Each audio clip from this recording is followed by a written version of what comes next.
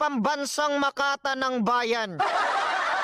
Ngayon magsasalita na naman ako para tanggalin ang kanilang katangahan. Ito ay para sa mga vlogger at sa kanilang supporters na bubo sa confidential funds. Itong mga vlogger na ito, hindi ko alam kung tanga o nagbingi-bingihan. Pati sinasabi ni Marcolita, hindi nila maintindihan. Ngayon, si Madam Lini naman ang ating pakinggan. Tinatanong si Madam Lini kung ano ang masasabi niya sa confidential funds. Ano ang sagot ni Madam Lini? Ang sabi niya, before I answer that, I want to clear things first. We are not friends. I don't like Sara Duterte, but I also don't dislike her. Hindi naman kami magkaaway, pero honestly, ang confidential funds kasi is for general use. Unlike budget na may specific na na paggagamitan. Ang gusto kasi ng Quadcom is detalyado ang reports ng OBP. Piso by piso, dapat sabihin saan ginamit, hindi po ganon yun.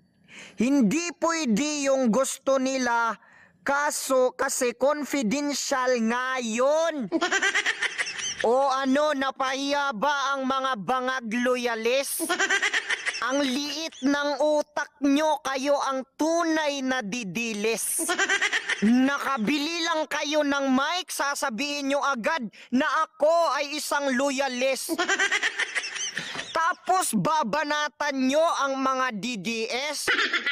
Kung ako sa inyo, buti pa kayo ay umalis para hindi na kayo ma-stress. O sa mga bangag loyalist, bakit kay Duterte kayo nagagalit? Dahil ba ang passport ay ginawang 10 years? At ang lisensya ginagawang 10 years?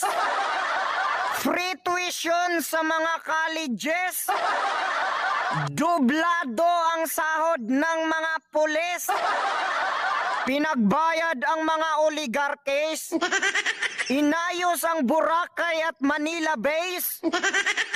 Inubos ang mga maoti terrorist? Tinanggal ang laglag bala sa airspace? Tapos may build project? Pinasara ang ABS? Kasi ayaw magbayad ng buwes? Tapos inubos ang mga adik? Sasabihin nyo, bayad kami? Oo, matagal na kaming bayad hanggang sa aming kaapo-apuhan. Nakikita nyo naman ang magandang proyekto na ating napakinabangan. Sa kanya lahat yan, hindi tulad ngayon, walang nagawa kundi puro nakawan. Kaya ano ang sinasabi ng army? Kung anong mas nakakabuti ng bayan, doon kami. Sumusunod PRRD. Isang go signal mo lang, palagi kaming ready. At eto pa, meron pang nagsabi. Una, hindi nila hawak sa liig ang buong tropa. Pangalawa, mas alam ng enlisted kung ano ang gagawin namin. Pangatlo, nag-aantay kami kung sino ang may lakas ng loob na pangunahan kami.